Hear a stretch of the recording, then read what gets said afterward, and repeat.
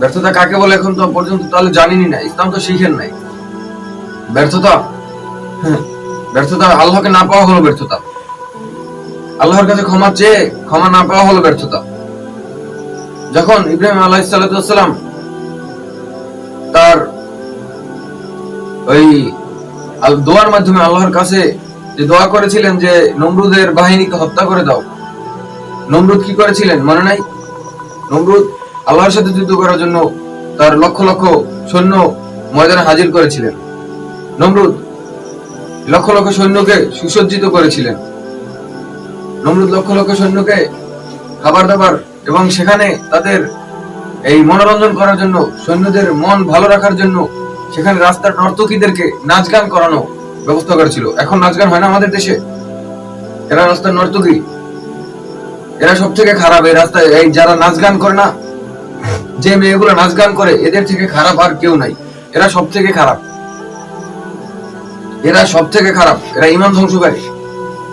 এদের জন্য বলেছে যখন এই নাচ গান কর্মীওয়ালা বেড়ে যাবে, সমাজে এই নাচ গান করবে, তখন আল্লাহর গজব আসবে, জালিম বাদশা চাপিয়ে দেওয়া হবে, ভূমিধস হবে, ভূমিকম্প হবে, অগ্নিবায়ু হবে, বাতাস বেড়ে যাচ্ছে। বাতাস এখন গরম না, গরম বাতাসের কারণ কি? এই যে নাচে, রাস্তায় যে নাচে, নষ্টামি করে, 2 টাকা দিলে এখন নাচার মতন মেয়ে পাওয়া যায়, 5 টাকা দিলে, 100 টাকা দিলে সারাদিন সারা রাত্র নাচবে, এরকমের মেয়ে পাওয়া যায়। এগুলো কি? তখন এই নমরুদ তার এই সৈন্যদেরকে কি করেছিল? মনোরঞ্জন করার জন্য এই তিনি ওই রাস্তার নর্তকীদেরকে বা ওই নাচ গান করানোর জন্য ওই নারীদেরকে এনেছিলেন, সেখানে নাচ গান করেছিলেন তার সৈন্যদেরকে শান্তি দেওয়ার জন্য, মনোরঞ্জন করার জন্য। লক্ষ লক্ষ সৈন্য সেখানে সুন্দরভাবে খাবার দাবারের ব্যবস্থা করেছিলেন। লক্ষ লক্ষ কোটি কোটি সৈন্য কি করেছিল?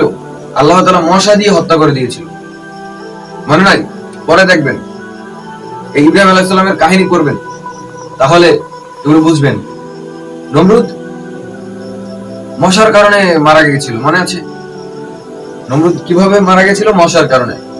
লক্ষ লক্ষ সৈন্য, আল্লাহ রাব্বুল আলামিন এক ঝাঁক মশা পাঠালেন। ওই প্রথমে পাঠালেন ওই যে সৈন্যরা ছিল ওই ময়দানে, এই সৈন্যদের কাছে যে আল্লাহর সাথে যুদ্ধ করতে চেয়েছিল, মশা পাঠালেন। মশা এসে মাথার ভিতর থেকে, মাথার উপর থেকে ঢুকে একেবারে ছিদ্র পর্যন্ত, পায়ের পা ছিদ্র করে বের হয়ে গেছিল।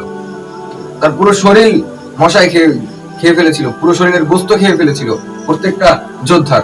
হাড়গুলো ছাড়া আর কিছুই বাকি ছিল না ওই যোদ্ধাদের। এমনকি একটা মশা, সামান্য একটা মশা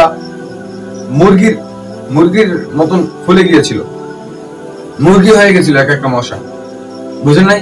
এক একটা মশা মুরগির মতন হয়ে গেছিল, বড় বড় মুরগি হয়ে গেছিল, মানুষের রক্ত খেয়ে, মানুষের মাংস খেয়ে যোদ্ধাদেরকে খেয়ে ফেলেছিল।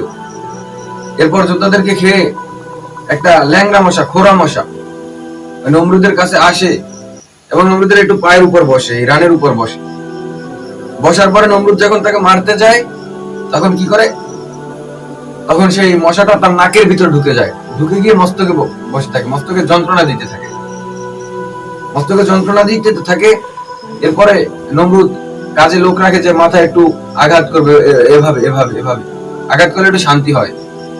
এবং আঘাত করতে করতে ওই যে লোক রেখেছিল সেই এমন ভাবে তার মাথায় আঘাত করেছিল, তার মাথা চৌচির হয়ে গেছিল। অর্থাৎ এটাও বুঝাতে চেয়েছি যে আপনার কার হাতে মৃত্যু আছে, কিভাবে মৃত্যু আছে, আল্লাহ ছাড়া কেউ জানে না। এমন মৃত্যু আপনি কামনা করবেন না, এমন মৃত্যুর জন্য আপনি প্রস্তুত হবেন না যে মৃত্যু আপনার ইহকালীন এবং পরকালীন দুর্ভোগের কারণ হয়। আপনি নমরুদের কথা আপনি ভাবেন, নমরুদ একটা মশার জন্য মরেছিল এবং তাকে কে মেরেছিল, হত্যা করেছিল কে? তার একজন চাকর, যে তাকে নমরুদ তাকে টাকা দিয়ে কাজের জন্য রেখেছিল। নমরুদের কথা এত সহজ না, সহজভাবে নিবেন না। নমরুদ কিন্তু এই পৃথিবীর বাদশা ছিল।